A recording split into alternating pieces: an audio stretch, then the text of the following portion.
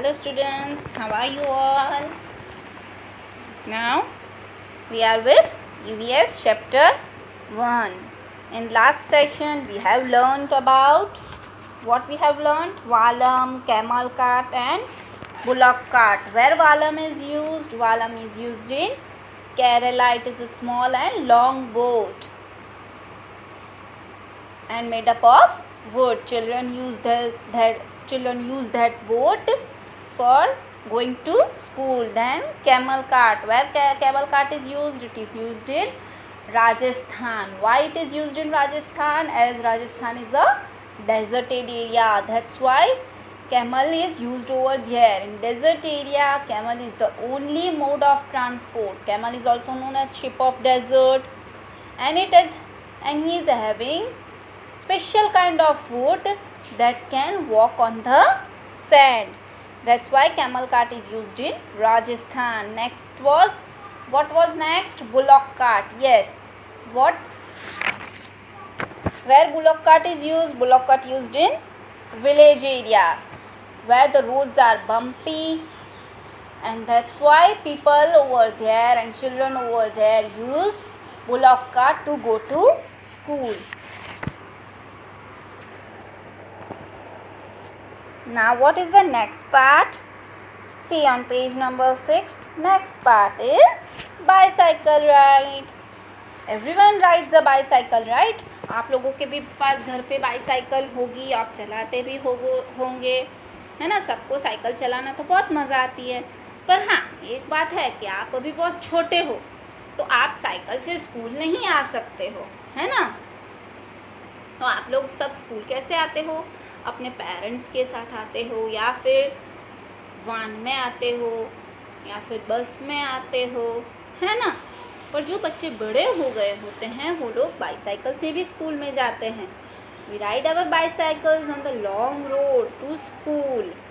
क्या बोल रहे हैं ये लोग कि हम स्कूल जाने के लिए बहुत लंबा रास्ता होता है तो बाईसाइकिल का यूज़ करते हैं. पहले यहाँ पे कोई स्कूल नहीं जाता था. क्यों? क्योंकि स्कूल बहुत दूर है. It was too far, so no one goes to school, specially girls. तो अब क्या है कि 7 to 8 गर्ल्स अपना ग्रुप बनाकर स्कूल जाते हैं साइकिल से. भले कितने भी डिफ़िकल्ट रोड्स हो, फिर भी वो लोग स्कूल ज़रूर जाते हैं. अब नेक्स्ट क्या है? जुगाड़. What a vehicle. जुगाड़ कैसा व्हीकल है? नहीं, उसका नाम ही हमने पहली बार सुना है ना. शायद आप लोगों ने देखा होगा जुगाड़, पर मैंने तो आज ही सुना. अब देखते हैं कि जुगाड़ क्या है. राइट, जुगाड़ क्या है? एक स्पेशल काइंड ऑफ व्हीकल है जो क्या होता है, वेस्ट मटेरियल से बना हुआ होता है. जो भंगार वाले होते हैं ना, पता है आपके घर के पास भी आते होंगे, वो लोग चिल्लाते हैं ज़ोर ज़ोर से, भंगार ले लो, भंगार दे दो, ऐसा करके चिल्लाते होंगे. तो उनको मम्मी और पापा आपके घर पे जो भी वेस्ट चीज़ें पड़ी होगी वो उनको दे देंगे और फिर उनके पास से पैसे ले लेंगे. ये क्या होता है, आप वेस्ट मटेरियल किसी को दे दो तो वो आपको सामने से पैसे देते हैं, और फिर वो वेस्ट मटेरियल का वो लोग कुछ इस तरह यूज़ करते हैं. देखो यहाँ पे बनाया है ना जुगाड़ व्हीकल, ऐसा यूज़ होता है वेस्ट मटेरियल का. अब गुजरात, ये जो जुगाड़ व्हीकल है ना, वो ज़्यादातर हमें गुजरात में ही देखने को मिलता है. देखो उसकी आगे का जो भाग है, फ्रंट पार्ट है जो, वो किससे बना हुआ है? क्या चीज़ है, आपको पता चल रहा है क्या है वो? यस, वो क्या है? एक बाइक है. अब बाइक ऐसी तो हमने कभी नहीं देखी. आप लोगों ने देखी है बाइक? मैंने तो नहीं देखी, है ना. जिसका आगे का भाग ऐसा हो, पीछे का कुछ अलग हो, ऐसी बाइक तो हमने कभी नहीं देखी. पर इसको नाम इसीलिए जुगाड़ दिया गया है कि उसका फ्रंट पार्ट बाइक जैसा है, पीछे एक कैरेज बना हुआ है जो वेस्ट मटेरियल से बना हुआ है. देखो उसके व्हील्स भी है, दिख रहे हैं? देखो ये व्हील भी है. वैसा ही व्हील दूसरी पार्ट में भी, दूसरी तरफ भी होता है. अब देखो यहाँ ऊपर सब लोग बैठे हुए हैं, दिख रहा है? अब ये बाइक जो होती है ना, क्या होता है, किसी की बाइक आगे से अच्छी होती है पर पीछे से पूरी ख़राब हो गई होती है। कभी किसी का एक्सीडेंट हो गया हो तो बाइक पीछे से पूरी ख़राब हो गई हो, सीट ख़राब हो गई हो, तो वो लोग क्या करते हैं, अपनी बाइक को बेच देते हैं और बेचने के बाद बाइक ऐसी दिखती है। फिर वो लोग क्या करते हैं, ये ऐसा जुगाड़ कर देते हैं, ऐसा कैरेज बनाते हैं। किससे बनाते हैं? Would say. जो लकड़ी की वेस्ट लकड़ियाँ जो होती है ना, वेस्ट वुड के पीसेस, उससे ये पीछे का कैरेज बनाते हैं, जिससे ये कैरेज में बहुत सारे लोग एट अ टाइम बैठकर कहीं पे भी आ जा सकते हैं। Now see, I am reading. You all put your fingers on the book. On page number 7. Look at our special transport. It sounds foot foot foot foot. अब ये जब जुगाड़ चलता है ना, तब इसका साउंड कैसा आता है? Foot foot foot foot foot foot. When it runs, जब ये दौड़ती है, is it not? आपने कभी सुना है? आप अपने मम्मी और पापा से पूछ सकते हो, वो लोग आपको कभी कहीं पे जाना होगा तो ज़रूर ये टाइप का व्हीकल बताएंगे। और दूसरी एक बात आपको बता दूँ तो ये व्हीकल आपको कोई भी मार्केट में कहीं पे भी नहीं मिलेगा, ये स्पेशल बनवाना पड़ता है, तभी हमें मिलता है। The front looks like a motorcycle, but the carriage at the back is made out of planks of wood, यानी कि लकड़ी की टुकड़ियों से बना हुआ है ना। मज़ा आएगा। कभी आप कहीं पे भी जाओ और आपको ऐसा व्हीकल दिखे तो मम्मी और पापा को बोलना कि मुझे भी ऐसा व्हीकल पे एक बार बैठना है ना। चलो, what is next now? Next is children cross the jungle.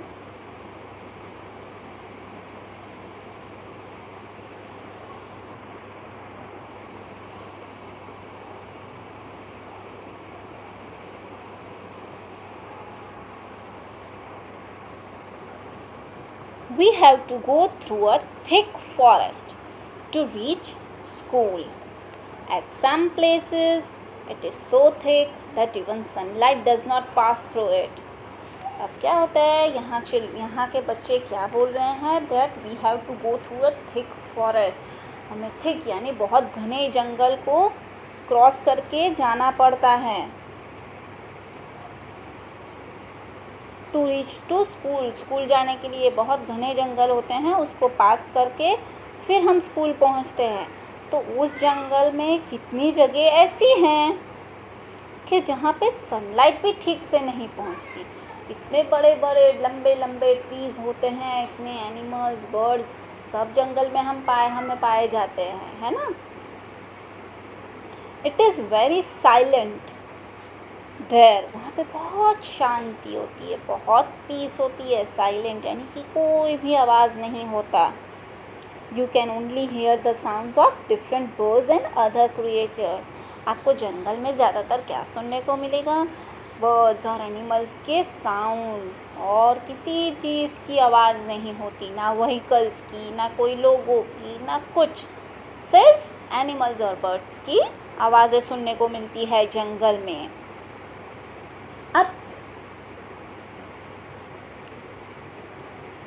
अब हमारे इंडिया में सबसे ज़्यादा थिक फॉरेस्ट कहाँ पे पाए जाते हैं, आप लोगों को पता है?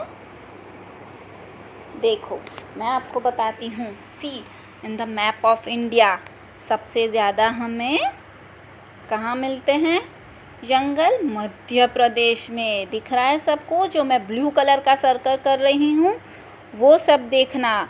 फिर उसके बाजू में है छत्तीसगढ़, मध्य प्रदेश एंड उड़ीसा। ये 3 जगह पे आपको पाए जाते हैं घने जंगल और थिक फॉरेस्ट। और यहाँ के बच्चों को ये जंगल्स क्रॉस करके स्कूल जाना पड़ता है।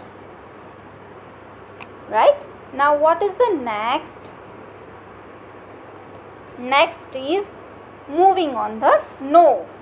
What is it? moving on the snow.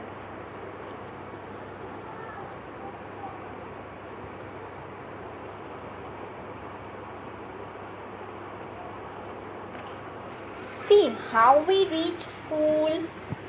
We go to school through miles of snow. We hold hands and walk carefully. If the snow is soft, our feet sink into it. When the snow is frozen, we may slip and fall.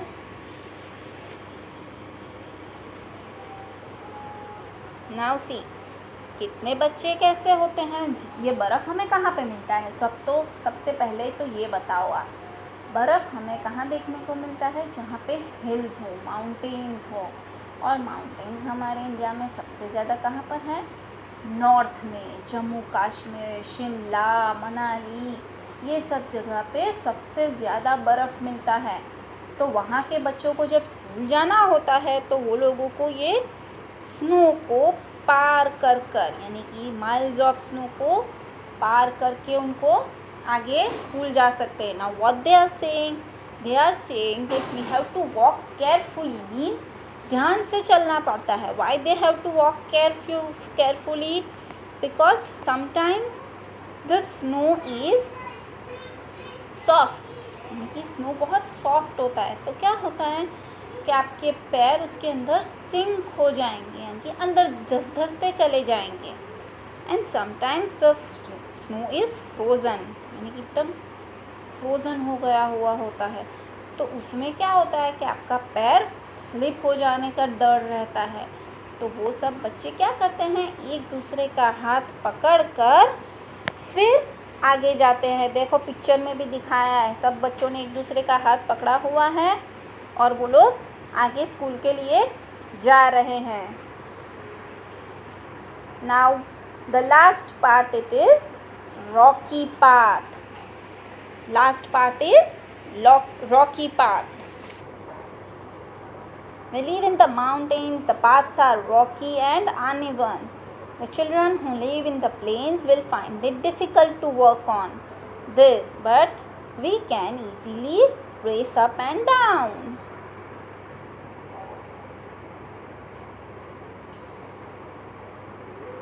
We found rocky path in Uttarakhand. हमें ये Rocky path कहाँ पे देखने को मिलता है, उत्तराखंड में. There are mountains everywhere and roads are bumpy here and rocks everywhere. क्या होता है कि उत्तराखंड में माउंटेन्स बहुत सारे हैं और सब जगह पे आपको रॉक्स यानी कि ऐसे बड़े बड़े पत्थर ही देखने को मिलेंगे. और रोड्स भी कैसे होते हैं, बम्पी होते हैं, उबड़ खाबड़ होते हैं, जहाँ पे चलना बहुत मुश्किल होता है.